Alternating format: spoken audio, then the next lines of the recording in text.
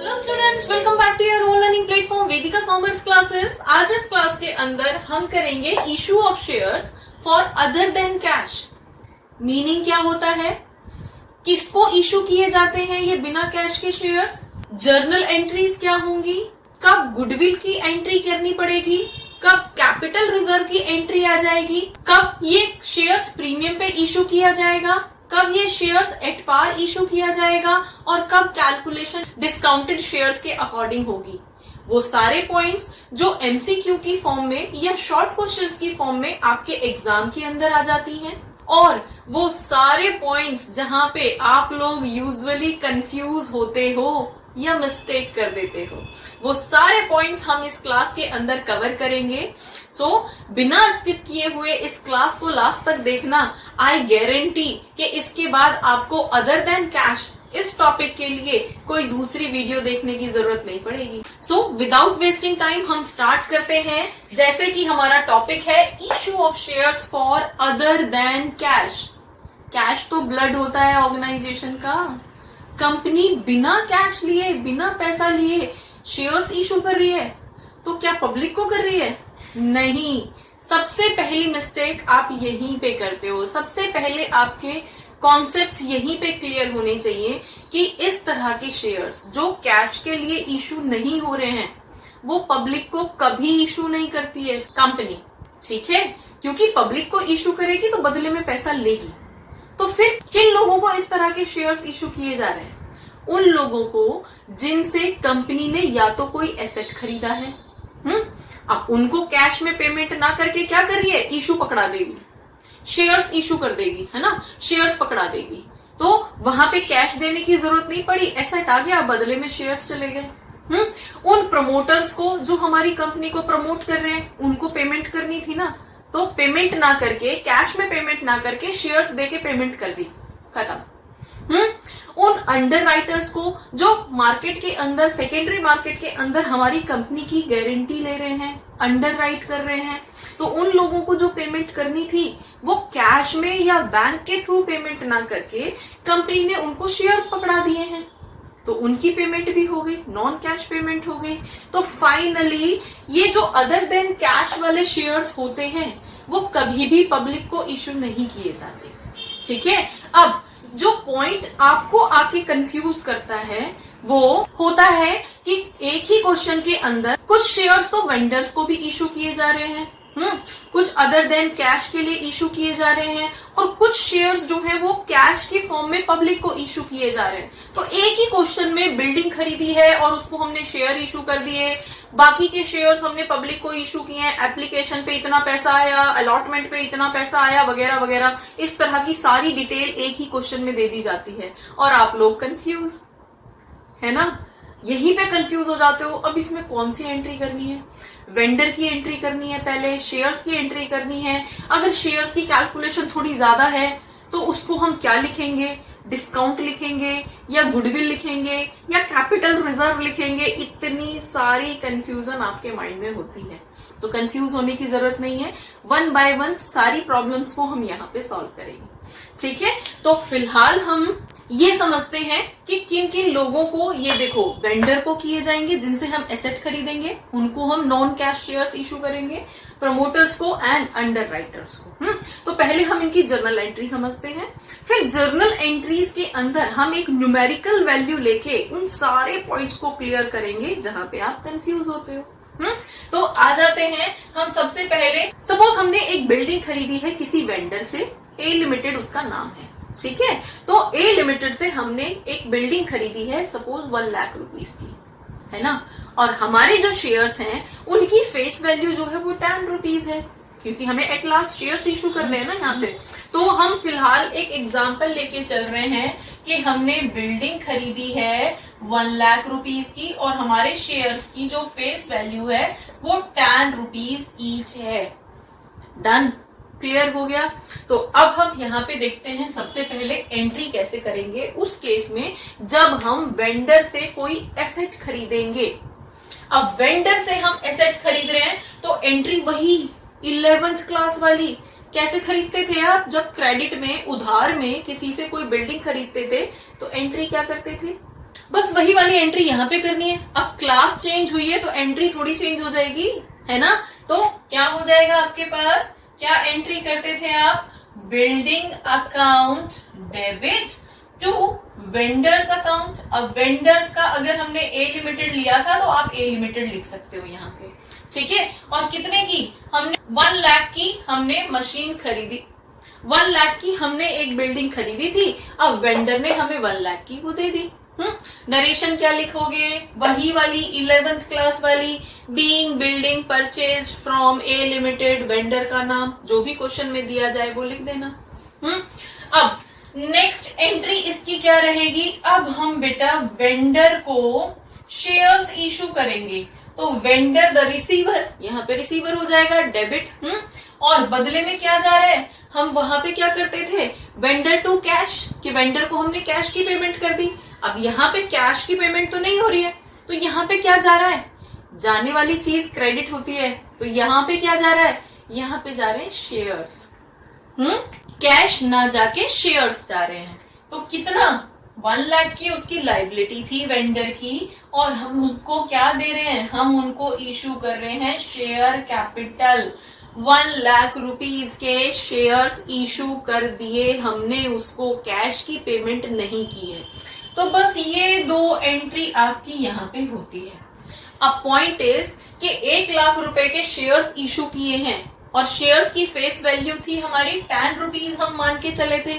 तो कितने number of shares यहाँ पे उसने इशू किए होंगे, तो नरेशन में क्या लिख दोगे, बीइंग कितने शेयर्स इशू हुए, 1 lakh rupees divided by 10 rupees, मतलब कि 10,000 shares issued to the vendor. Clear हो गया, 10,000 ही हुए ना। अब ये कैलकुलेशन बेटा नंबर ऑफ शेयर्स हमने क्यों कैलकुलेट की है, क्योंकि जब हम शेयर प्रीमियम पे इशू करेंगे तो वहां पे आपको पता चलेगा कि कम शेयर्स इशू किए जा रहे हैं। कभी डिस्काउंट पे भी इशू करेंगे तो वहां पे नंबर ऑफ शेयर्स ज्यादा होंगे, तो उसके केस में आपको यहाँ पे नंबर ऑफ शेयर्स कैलकुलेट करने की जरूरत पड़ती है ना। और नंबर ऑफ शेयर्स कैसे निकालते हो आप, नंबर ऑफ शेयर्स हमारे किस तरह से होंगे, जितनी पेमेंट आपको करनी है, सपोज आपको 1 लाख रुपीज की पेमेंट करनी है, तो 1 लाख रुपीज आप रख दोगे न्यूमरेटर में और डिवाइडेड बाय उसकी जो भी फेस वैल्यू थी। अब फेस वैल्यू हम यहाँ पे 10 रुपीज लेके चल रहे हैं, तो यहाँ से आपको पता चल गया कि आपने 10,000 शेयर्स इशू किए हैं, मतलब 10,000 शेयर्स 10 रुपए वाले इशू कर दिए हैं। किसके लिए, ये बिल्डिंग खरीदने के लिए, 1 लाख रुपए की बिल्डिंग खरीदने के लिए। तो होपफुली ये वाला पॉइंट आपका क्लियर हो गया होगा, ठीक है बेटा। तो फाइनली हमारी एंट्री क्या हुई, यहाँ पे पहले हमने बिल्डिंग टू वेंडर किया। अब ये बिल्डिंग की जगह कोई और एसेट भी हो सकता है, तो आप उस एसेट के लिए लिखोगे और वेंडर का नाम दिया जाएगा तो उस वेंडर के नाम से लिखोगे, ठीक है। तो हमारे पास क्या हो जाएगा, एसेट टू वेंडर, और दूसरी एंट्री के अंदर वेंडर टू शेयर कैपिटल। अब यहाँ पे ये क्या हो रहा है, 1 लाख के ही एसेट थे और 1 लाख रुपीज के ही शेयर इशू किए गए हैं, तो हमें पता चला कि हमने 10,000 शेयर्स इशू किए हैं। ये कौन सी कैलकुलेशन है, ये है एट पार, है ना। 10 रुपए वाले 10,000 शेयर तो इक्वल्स टू 1 लाख रुपए, तो 1 लाख रुपए की पेमेंट हमने कर दी है, that is at par. Clear. अब यही अगर हमें प्रीमियम पे इशू करना होता, तो अगर ये शेयर प्रीमियम पे इशू हुआ होगा तो हम प्रीमियम मान के चलते हैं 25% जो है प्रीमियम है, और प्रीमियम कितने का हो गया, 10 रुपीज का शेयर है और उसका 25% मतलब कि 2.5 रुपीज का जो है प्रीमियम होगा। तो फाइनली हमने कितने का इशू किया है, 12 रुपए 50 पैसे वाला शेयर हमने इशू किया है। तो कितना आएगा, नंबर ऑफ शेयर्स हमारे पास कितने आएंगे, नंबर ऑफ शेयर्स जो हमें इशू करने पड़ेंगे, तो 1 लाख रुपीज की 1 लाख की हमने बिल्डिंग खरीदी थी, तो 1 लाख की पेमेंट करनी है शेयर्स से। तो हम क्या करेंगे, फेस वैल्यू प्लस प्रीमियम, तो कितना आ गया 12.5, और जब हम 12.5 से 1 लाख को डिवाइड करेंगे तो हमारे पास पता चलेगा हमें कि हम 8,000 शेयर्स इशू कर रहे हैं, ठीक है। तो प्रीमियम के केस में क्या रहेगा, हम शेयर्स कितने कर रहे हैं, 8,000 शेयर्स, अब हमें ऐसा क्यों कैलकुलेट करना पड़ा बेटा? नंबर ऑफ शेयर्स, देखो एट पार में तो कोई प्रॉब्लम नहीं थी, 10,000 शेयर 10 रुपए वाले इशू कर दिए, 1 लाख रुपए पूरा हो गया। लेकिन यहां पे फर्क पड़ेगा, क्योंकि यहां पे हम 8,000 शेयर्स इशू कर रहे हैं और 8,000 शेयर्स के केस में हमारे पास प्रीमियम का जो बचा हुआ पैसा आएगा वो प्रीमियम का आएगा, और प्रीमियम के पैसे को हम शेयर कैपिटल की वैल्यू में तो काउंट करते नहीं है, उसको तो हमें अलग रखना पड़ता है। तो यहां पे हमारी कैलकुलेशन पे इफेक्ट आ जाएगा कि शेयर कैपिटल में जो यहां पे पूरा का पूरा 1 लाख रुपए जो शेयर कैपिटल में काउंट किया जा रहा था, यहां पे नहीं किया जाएगा। 8,000 शेयर्स 10 रुपए वाले, मतलब कि सिर्फ 80,000 रुपीज ही शेयर कैपिटल का हिस्सा माने जाएंगे, और बचे हुए जो 20,000 हैं वो प्रीमियम के माने जाएंगे, और एंट्री भी एसपीआर के साथ होगी। तो हम यहाँ पे एंट्री, अगर हमें शेयर इशू करना पड़ता है, मैं यहाँ पे आपकी हिंट के लिए बता देती हूँ कि अगर प्रीमियम हम प्रीमियम पे इशू कर रहे हैं तो हमारे पास फर्स्ट एंट्री तो सेम ही रहेगी, building to vendor 1 lakh rupees. Second entry के अंदर क्या हो जाएगा हमारा, vendors account debit to share capital. अब शेयर कैपिटल कितनी हो रही है, 8,000 शेयर्स इशू हो रहे हैं 10 रुपए वाले, तो यहाँ पे 80,000 रुपीज ही होंगे कि 80,000 रुपीज तो कैपिटल के माने जाएंगे, और सिक्योरिटी प्रीमियम रिजर्व के बचे हुए 20,000 माने जाएंगे। फाइनली 1 लाख रुपीज की उसकी पेमेंट हो जाएगी।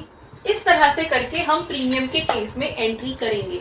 ठीक है, क्लियर हो गया बेटा? अब यहाँ पे तो बहुत ज्यादा फर्क नहीं पड़ता है, लेकिन जब ये शेयर फोरफिएट होते हैं ना, तो वहां पे इस तरह की सिचुएशन आती है। फोरफिएचर के टाइम पे हमें एग्जैक्टली कैलकुलेट करना पड़ता है कि कैपिटल का कितना पैसा है, एसपीआर का कितना पैसा है। एसपीआर के पैसे को हम कंसीडर नहीं करेंगे, तो वो एक अलग चीज है। लेकिन देखो यहाँ पे जो है, जो भी शेयर वेंडर को या इस तरह के केसेस में जो शेयर्स नॉन कैश इशू किए जाएंगे, मतलब कि वेंडर्स को या आपके अंडरराइटर्स को, प्रमोटर्स को बिना कैश के इशू किए गए हैं ना, तो उनकी नॉन पेमेंट वाली कंडीशन तो कभी आएगी नहीं, तो उनका शेयर तो कभी फोरफिएट होगा नहीं, है ना। ये तो पब्लिक के साथ होती है कि पेमेंट नहीं करी तो शेयर फोरफिएट कर लो, छीन लो। तो यहाँ पे ऐसी कोई कंडीशन नहीं आएगी। लेकिन फिर भी, क्योंकि जब आप नोट्स टू अकाउंट बनाओगे और वहां पे सब्सक्राइब्ड कैपिटल, फुली सब्सक्राइब्ड और ये सारी चीजें दिखाओगे ना, तो वहां पे आपको एसपीआर का पैसा दिखाना है। तो इसलिए ये आपको यहाँ पे अलग अलग लिखनी है। यहाँ पे एमसीक्यू की फॉर्म में आपसे सीयूईटी के अंदर स्पेशली इस तरह के पॉइंट्स पूछ लिए जाते हैं, तो आपको ये क्लैरिटी होनी चाहिए कि आप क्या कर रहे हो।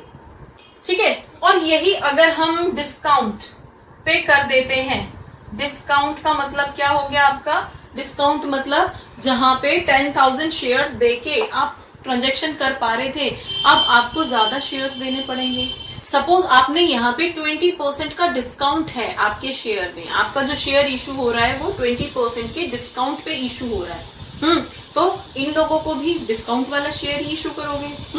तो ऐसे केस में अब होगा क्या, नंबर ऑफ शेयर्स हम कैसे कैलकुलेट करेंगे, हम यहाँ पे कर लेते हैं। नंबर ऑफ शेयर्स कैसे निकलेंगे आपके, 1 लाख रुपीज की पेमेंट करनी है, और आपका शेयर क्या हुआ है, फेस वैल्यू 10 रुपीज थी, जिसपे 20% का आप डिस्काउंट भी दे रहे हो, तो क्या हो जाएगा आपका, 2 रुपए आप कम कर दोगे तो क्या बचेगा, 8, है ना।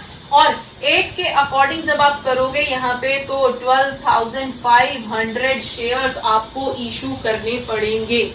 जब आपने एट पार कैलकुलेशन की थी, जब आप एट पार वाले शेयर्स इशू कर रहे थे, तो आपको 10,000 शेयर्स की पेमेंट करनी पड़ी, 10,000 शेयर्स देने पड़े। जब आप प्रीमियम पे, मतलब कि जब आपका शेयर जो है मार्केट में ओवर वैल्यूड है, आपका शेयर जो है वो 10 की जगह 12.5 रुपए में सेल हो रहा है, तो आपको सिर्फ 8,000 शेयर्स देके ट्रांजैक्शन कंप्लीट कर ली आपने। और अगर आपका शेयर डिस्काउंट पे इशू हो रहा है, तो आपको ज्यादा नंबर ऑफ शेयर्स देने पड़े, वही सेम 1 लाख रुपए की पेमेंट करने के लिए। तो ऐसे केस में फिर एंट्री क्या हो जाएगी बेटा, वेंडर्स अकाउंट डेबिट, 1 लाख रुपए की पेमेंट थी वेंडर की, जिसको हमने शेयर कैपिटल इशू कर दिया है कितना, 1,00,000 रुपए का ही कर दिया है, जिसमें नंबर ऑफ शेयर्स क्या हुए हैं आपके 12,500 शेयर्स, और कितने रुपए वाले 8 रुपए वाले, क्योंकि 20% का तो डिस्काउंट है आपका। ठीक है, तो इस तरह से आपको यहाँ पे एंट्री करनी है। मेनली कैलकुलेशन इस तरह से करनी है, जो भी क्वेश्चन के अंदर स्टेटमेंट आपको दी जाए। आप प्रीमियम पे इशू कर रहे हो, आप डिस्काउंट पे इशू कर रहे हो, आप एट पार पे इशू कर रहे हो, तो कैलकुलेशन इस तरह से होगी। ठीक है, फाइनली जो एंट्रीज रहेंगी वो यही दोनों रहेंगी कि पहले तो आप बिल्डिंग परचेज करोगे, बिल्डिंग टू वेंडर की, और फिर आप वेंडर को जो है शेयर कैपिटल रिलीज कर दोगे, इशू कर दोगे नॉन कैश के लिए। ठीक है बेटा, तीनों में से कोई भी सिचुएशन आपको यहाँ पे दी जाएगी। पेमेंट फाइनली 1,00,000 रुपए की ही होगी। डन। यहाँ पे डिपेंड करेगा कि नंबर ऑफ शेयर्स कितने इशू किए जा रहे हैं। आपने प्रीमियम पे इशू किया है तो कम शेयर्स जाएंगे, आपने डिस्काउंट पे इशू किया है तो ज्यादा शेयर्स जाएंगे, और अगर आपने एट पार किया है तो on an average normal shares जाएंगे। ठीक है बेटा, ये प्रीमियम, ये सारी चीजें प्रीमियम, डिस्काउंट, एट पार की कैलकुलेशन होपफुली आपको क्लियर हो गई होगी। तो ये था जब हम एसेट परचेज कर रहे हैं वेंडर को, और यही डिस्काउंट, प्रीमियम जब भी हम जैसे भी इशू करेंगे सेम यहाँ भी अप्लाई होंगी। डन। बस नाम थोड़ा सा बदल जाएगा। जैसे यहाँ पे हमने पहले क्या लिया था, बिल्डिंग ली थी वेंडर से, और फिर बाद में वेंडर को शेयर कैपिटल दे दिया, राइट।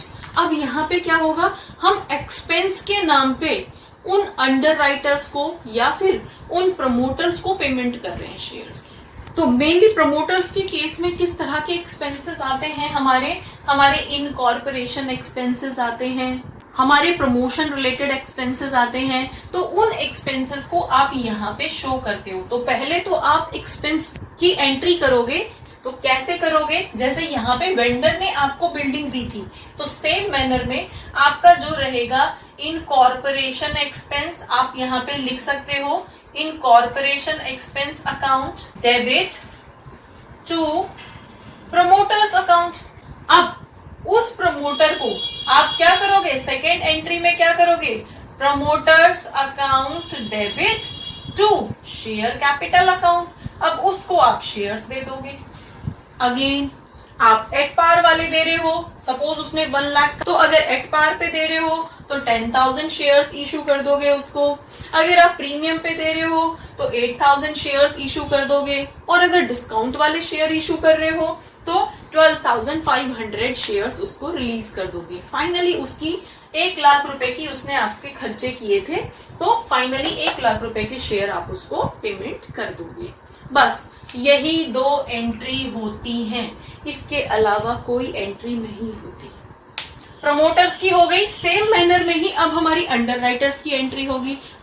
तो एंट्री क्या हो जाएगी हमारे पास, यहाँ पे क्या हो जाएगी, उनको कमीशन देना है ना, तो आपके पास क्या आ गया, underwriters commission account debit to underwriters account.